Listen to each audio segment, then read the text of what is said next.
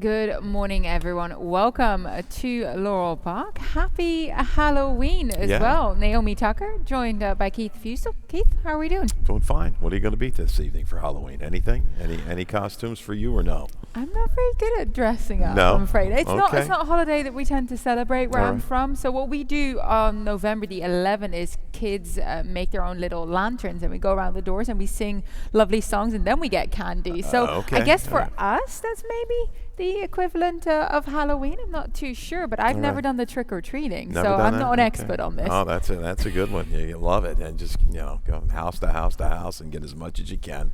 Great. And then the dentist will love you later, all the cavities and everything like that. No, I'm sure my daughter's looking for, she'll have a good evening this evening down in New Orleans. If there's a city in the United States where Halloween is taken pretty seriously, it is that one. So, I just hope she's safe. But, let's see. We might have some trick-or-treaters at the house. I'm not sure. I need to make sure I have some candy at home. I might buy some Kit Kats or something, and then when they pop around, I can at least admire their costumes for their efforts. So looking forward to that one.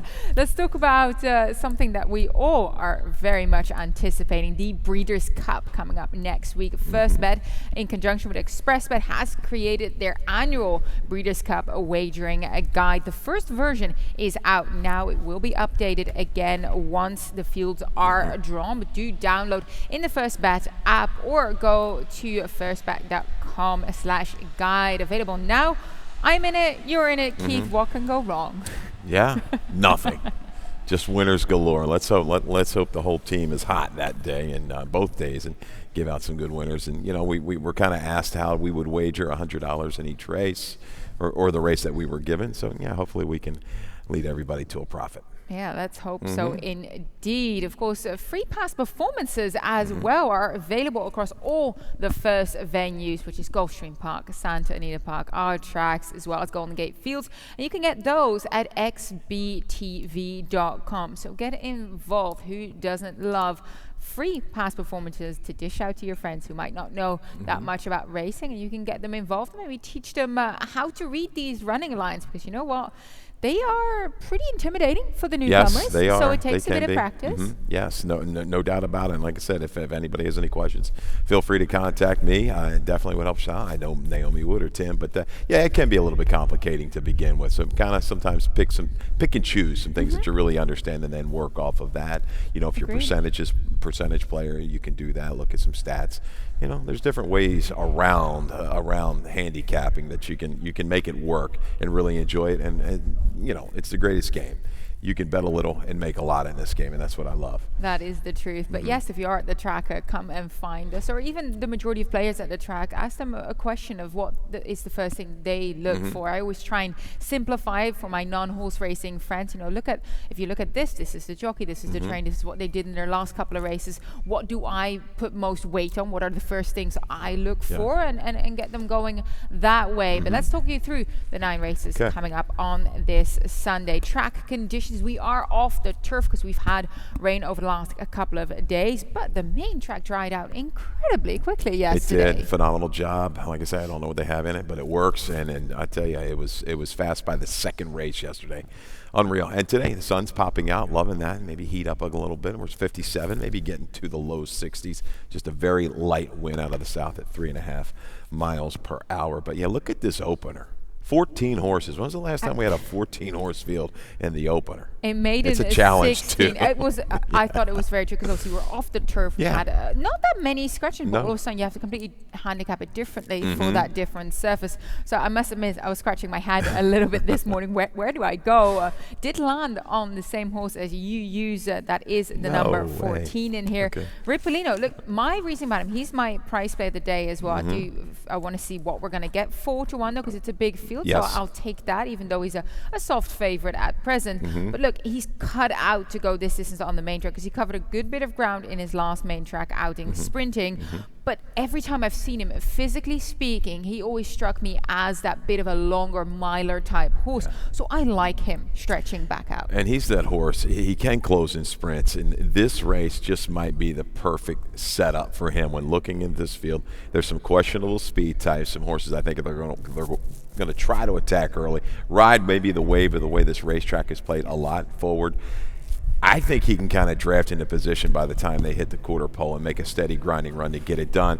A couple of his recent races on the dirt, he's been against the grain of the racetrack as well. So I'm going to give him a shot. What's this, his 15th try, Naomi? I do believe it is, yep. But he's got, 4 seconds, 5/3. I think we can depend on him to hit the board, maybe be part of that exactly. But I think he's going to fall into a very good trip. This looks like the day if he's going to get it done. That was my thinking as well. This is kind of, I guess, 14 stars, 15 stars, not that attractive, but I feel like the pieces of the puzzle might come together on this occasion. Both of us also use the number 5. I use him in my exacta. That is leave him loaded for trainer Dale Capuano.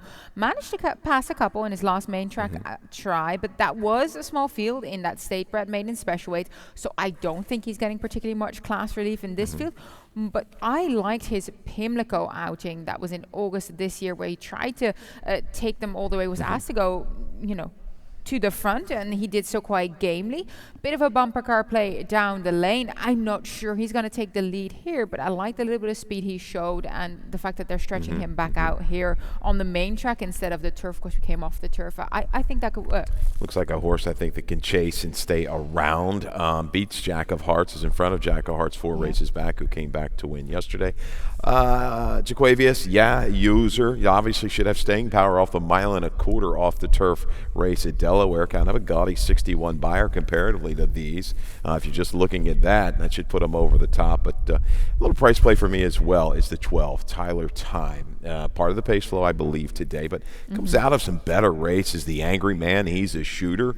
Much better horses, and he wasn't terribly embarrassed by those horses. It held well at Timonium, I thought. I know he's beaten 30, but tried every step of the way. I think it can hang around for a piece at a price. There's a horse that's going to fall between the cracks, I think, from a wagering standpoint. Yeah, I used him based on that class relief that he's getting as well here. And drawn to the outside, plenty of time to move over and get a spot. Race number 2 is the start of the early pick 4. Now, I do believe yesterday you gave out that middle pick for $24 ticket for a return of $514. You always say pick 4 for the people. Well, let's deliver again. Yeah, we've today, had a little bit of luck. I was glad to get one with a little bit of a pop to a little price. We've been seeing the ball okay. The horses have been live. They're around the board. They're knocking on the door. We've had some horses get over the top, but it was good to get that pick 4 home yesterday. Hopefully, some people joined along. Race 2. We're going to try this early pick 4. It's a $24 ticket. A little tougher sequence. I thought this card was kind of tough, so I'll go Little Miss Scarlet. Gavici going to be a short price in race 2. Third race with 3 horses. The one who you're going to call Long Point Beach and Marvelous. Hoping Marvelous can kind of take the pressure of Flowers Fortune, separate, and maybe go on from there. Race 4, we're going to try 4 horses in there with the 2, 3, 7, and 10. 4 on 7, I look for a form reversal for that one. Wrap it up with the 8 and 9 in race 5. Conclusive Rookie of the Year. We've got a stat on that. Grand Motion Runner off the turf. We're going to be 1 1/8 on the main track. There's your ticket. Yeah, both you and I are aboard with Gavici in this race 2 event, claiming 16 fillies and mares, 5.5 furlong dash on the main track here. We'll look back at her last race. That was not that long ago, 8th of September. She was behind the pace on the rail there, good position. Took over, but what I thought was quite telling is that she seemed to have something to spare late. Yeah, she did, and that was off a lengthy layoff. She had a debut in late November of 2020 here at Laurel with an excuse, broke slowly, a little angle, belated run. That effort did not have her on the stable mail. Goes up to Delaware off a big break, gets the Lasix, and wins clear. Perfect ride, just prompting to the inside, shoots through. Here's the question mark: why are you dropping? Maiden. This should be about the level, but this still concerns me with a filly with a close to a 60 buyer that's lightly raced. Okay, and there's a stat. This has got me still a little leery. Mark Reed's only 2 for 25 with maiden winners last out. This one's going to be a short price. I'm going to use her, take one shot with her, but I'm definitely going to hedge a little bit with the 5, Little Miss Scarlet, who's going to run from off the pace. Mosler's Touch, the 3, will be your speed of the speed. She's going to set sail from the inside. Yeah, I mean, I use Gavici on top because you have to, but I agree with you. Perhaps the drop comes from the fact that they did try to run her on the September the 18th, so 10 days late, was a vet scratch at Delaware that day. Good pickup, okay. So wonder if there just are a couple of niggles going on and they've kind of struggled to keep her going to the races, and at this point they're saying, you know what, let's put her in for 16 and see what we can do with her today. Perhaps she'll get the win on board. Perhaps she moves along to another barn. That's exactly just right. Possibility here. I think there's still plenty of improvement left in her for her to say, hey, this is going to work. But yeah, there are some question marks. I use Little Miss Scarlet as a bit of a saver underneath too. She also steps it up here after that maiden win. But Claudia Gonzalez is pretty decent when they win their last start. 19% of them go on and win again next time out when they clear those conditions. So hopefully we got this right. We actually got the exact same selections in this spot. I love Moses Touch because she is going to be the speed to burn. This track has been carrying speed. I don't want to leave a horse that might just steal it up front out. No. She's quick, and I think she's going to be able to separate from this field. Question mark horse is the 2, going to a new barn, off time. Lacey Gaudet, good work coming into this. Sharp work, good percentage, first time in the barn of Lacey Gaudet. She's going to have to run a little quicker, but I'm not going to leave her out because I do think the 6 a little bit vulnerable in here. Yeah, I think so as well. Yeah, a couple of question marks there. Race number 3, 1 mile for the fillies and mares, claiming 10 to 8,000. We do have a video spotlight here as well. We use her both in our exacted. Number 1, who you gonna call? We look back at her last main track effort, and she had an outside draw around that short run up to the first bend. She actually broke pretty decently, but there was quite a quick pace developing up front, as you can see here. She was well off it quite nicely there. Keeps on making progress down the lane. Couldn't get to Mid-Mazel. Mid-Mazel in a couple of starts later ran back to win at claiming 25 level as well. Disappointing 50 yesterday, but that was at allowance level. So still a good little form frag. But who are you going to call that kind of grinding, not giving up kind of run that she showed here? Exactly, and she had no help. Mid-Mazel controlled things from the start. She charged really hard here. We had her. I bet her this day at 14-1. Really wouldn't like to see her get over the top, but I like the effort. A drop back down in class. Okay, they haven't gotten a win yet off the claim. There is some speed in here. Marvelous is quick. Flowers Fortune is fast. Maybe Glory March shows a little speed. So I think things should set up for her. Will she be able to follow through? We'll see. A little bit of a deeper drop than I thought. Going to use her. I think Marvelous, though, might be the speed of the speed. Was wide against the grain, comes back off of short rest. She can handle a little pressure that opening half and then separate from the 6. She might be gone in here. See, I'm not too sure she is fast enough to hold off Flowers Fortune early. I think Flowers Fortune is just a touch sharper. She is on time from US. The pace figures the projected speed in this spot. So either Mavilius will have to duel for it, work for it, or say, hey, I'm going to sit back. I use Flowers Fortune on top. Jeremiah Engold has been decent with the runners he brings over to Laurel Park. And this is a runner who loves taking them gate to wire and has done so successfully at Fingerlace, at Aqueduct, taking my chances with using her in here as well. But you use a horse that I didn't get to, the number 3, Long Point Beach. Marius Saray Jr. stepping this 4-year-old filly back up to the mile distance. She's done well over in the past, but they had her sprinting in her last outing. She's capable to get a mile. I think it's well within her scope today to get it done. I think she's going to have the right kind of setup. Saray's been very good first off the claim, real strong. A little lighter second off the claim, only 3 for 26 the last couple of years, second off the claim on the dirt. I'm not going to leave her out, though, because I think she's going to get it set up. Grant Whitaker, he'll be able to rate her off the pace, save ground. Grant knows that trip. Take back, ride the rail, and then see what develops from the top of the stretch home. I like the way he rides these horses from off the pace. So there you go, 5-1-3-8 in the third. Race number 4, numbers 2. Lifetime, I went 1 turn 1 mile here, claiming price $10,000 to $8,000. And Keith, both of us use the number 3, but let's go to the pick 6 first, because Tim Tulloch created a ticket for us, and this is how he plays it. He uses the 3, the 7, and the 11. He goes 3 deep in all the first 3 legs. So 3, 7, and 11 in here, and then in race 5, he uses the 6, the 8, and the 14 in that Mount 8 maiden special weight event. I use the 14 underneath as well, so interesting pickup there for Shug McGee after a couple of months layoff, having run against tough maiden special weights up at Saratoga. Race number 6, he uses the 3, the 7, and the 10, another maiden claiming event in there. And actually interesting because I didn't get to the 6. Oh, excuse me, he used the 3, the 7, and the 10. I did use those as well, and I think those are definitely enough enough to hold your own in there. He goes a bit tighter, using the 4 and the 8 in that first level allowance. The 4 Princess Coco Gin has been in terrific form, but you have to use the number 8 after the party. Very strong buyer speed figures coming in there for Jeremiah Engelhard. Race 8, 3 deep, 4, 5, and 6. And then race number 9, he goes a bit tighter again, using the 4 and the 6 in that spot. Papa Charles, Jeremiah Dwyer, money code for trainer Claudio Gonzalez, 1-turn mile. Maiden Claiming event again, $64.80 ticket. Bit spready today, which I kind of agree with. There's some of these races you're trying to think we're bound to have a couple more prices. It's been playing like that all week. As we continue here with race number 4, like I said, 1-turn mile, no one to do lifetime event. Both of us landed on number 3, striking it lucky for Gary Capuano. He kind of stumbled a little bit at the start over that mile and 16 trip right here, but he still had speed to settle behind the leader into that first turn before kind of slid back as the leader ran off with a multiple length lead.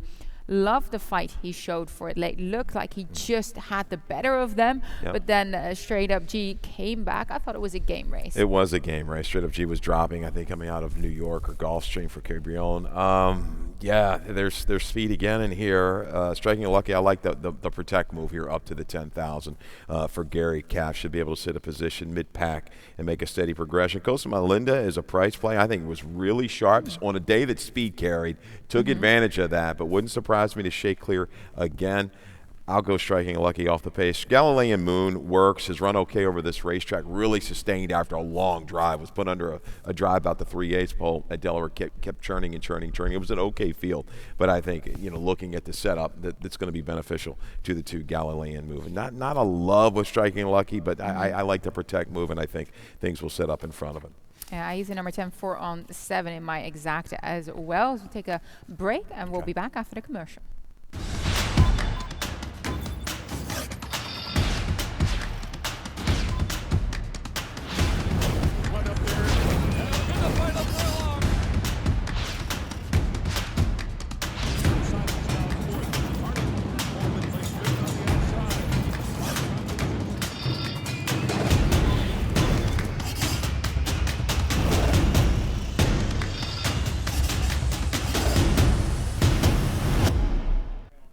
Hello and welcome back to Laurel Park on this Halloween Sunday 9-race card. We are on race number 5, maiden special weight event, 1 mile and an 1/8 on the main track. Also the start of the late pick 5, which we have a good carryover, $8,735 already on offer, and it's bound to grow a fair bit more. Now, Keith, you and I have similar picks in this spot, kind of switching around with the 8 conclusive as well as the number 9 Rookie of the Year. I do believe you have a stat on the number 9 Rookie of the Year for trainer Graham Motion. Blinkers go on, first time on the main track here. Yeah, and this, forced to the dirt off the turf here today. So we're kind of tweaking things a little bit, but Rookie of the Year, Graham Motion, the last 3 years, smaller sample. I like this. This is sneaky. 4 for 8, 50%, 5 for 8 in the money. 2-year-olds turf to dirt in the second career start. Big ROI of 603. Rookie of the Year, look at the breeding. I go back second dam. It's there. Routing is there. I like it in the family. Took play in debut in a bigger field. Just didn't quite fire the blinkers going.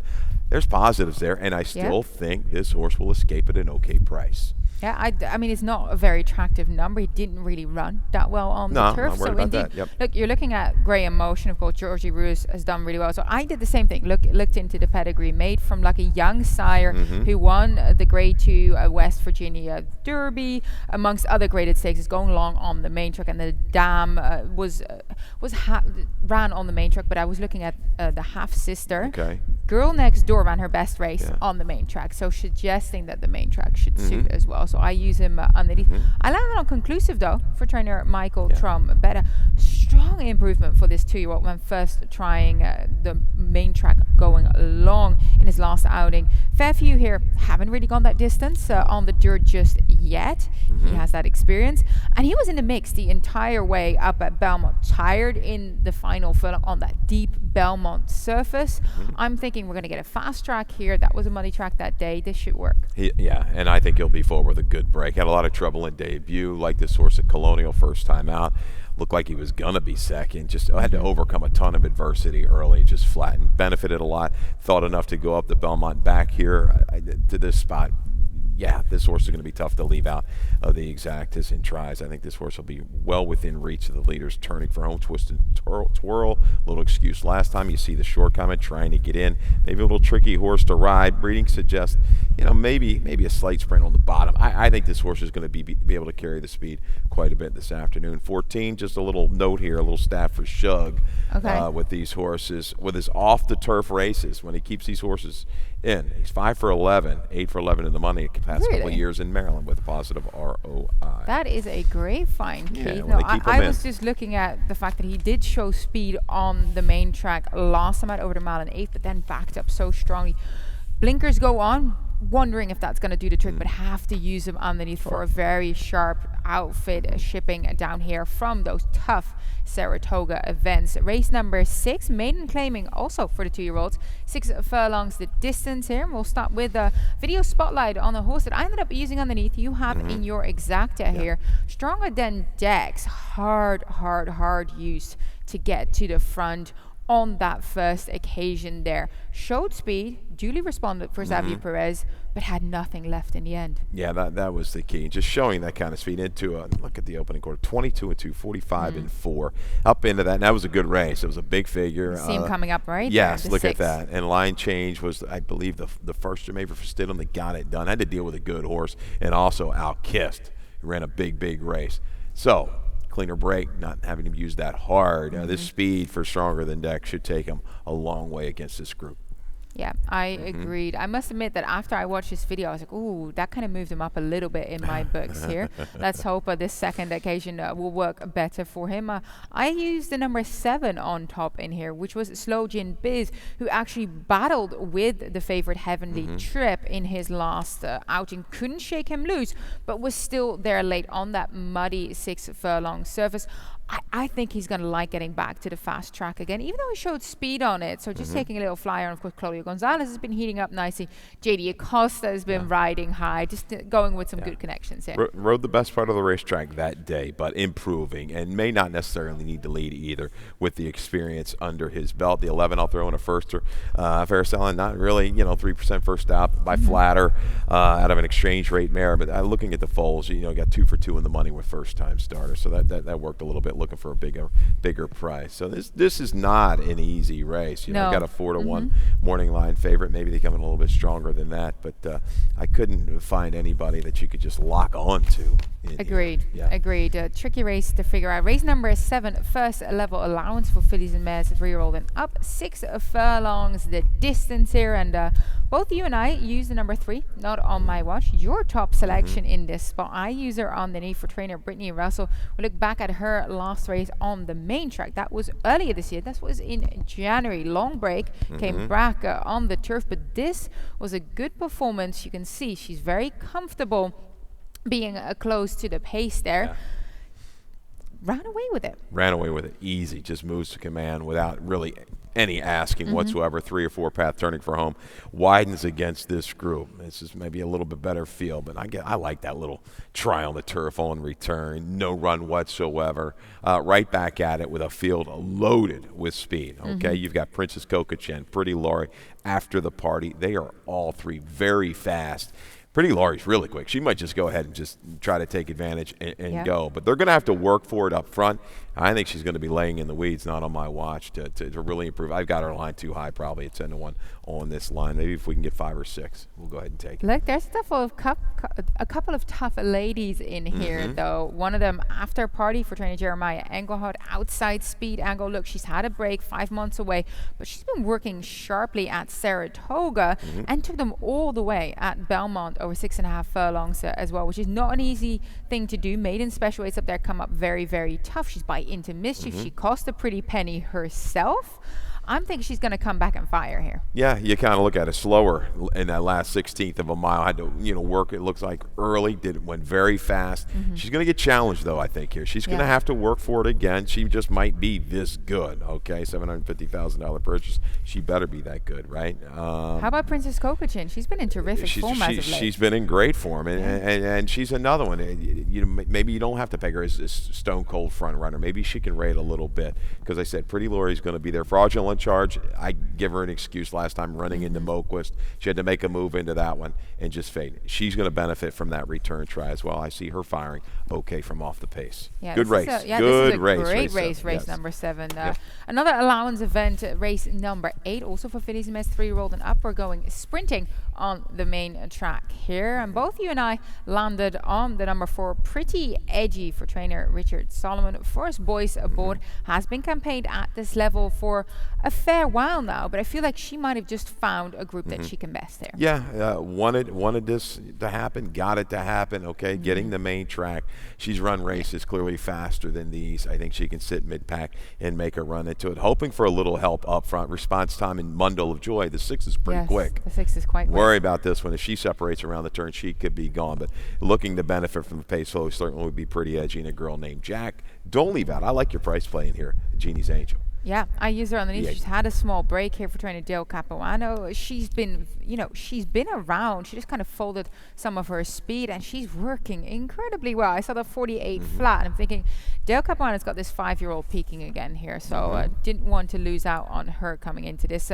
Nightcap is race number 9, Maiden Claiming at 16,001 mile the distance, also for the 2-year-olds. And Keith, you and I use similar horses. You use the number 6 Papa Charles on top for trainer Jerry O'Dwyer. This is going to be his second start.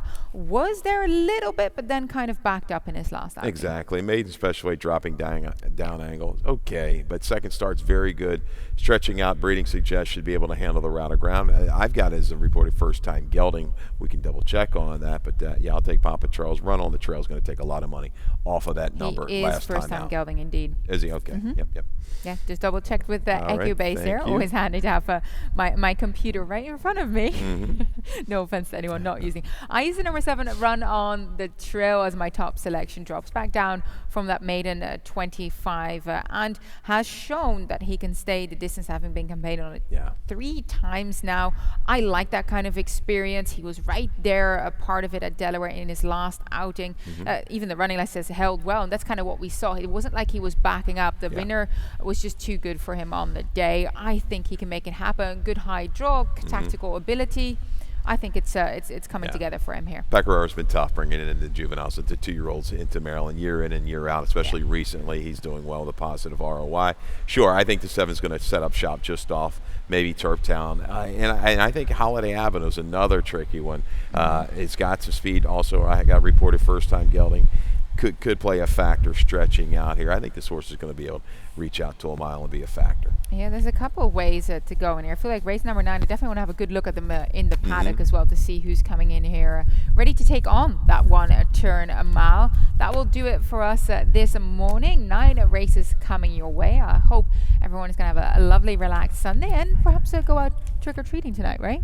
Yeah, let's go. I don't know what I'm going to dress up as. I'll be. I was thinking about it today. I was reading something about Rob Zombie. I don't know if you're familiar about Rob Zombie, but he's done some horror flicks, and one of the best was Devil's Reject. So if you get a chance to watch it, you really want to be scared and freaked out. Watch that one once if you haven't watched the first time. I'm not a fan of movies that make me freak out. I have nightmares. This doesn't go well. My partner has been asking me to watch all these scary movies because it's Halloween, and I'm like, no, can we watch cartoon movies or something? Go dial that one up tonight on Netflix if you get a chance. And maybe Willard and I'm a Man Upstairs will be Captain Spaulding tonight, I guess. That's the character in there, so go ahead. Good luck to everyone today. 9 races coming your way, fast main track, and of course, happy Halloween. Good luck.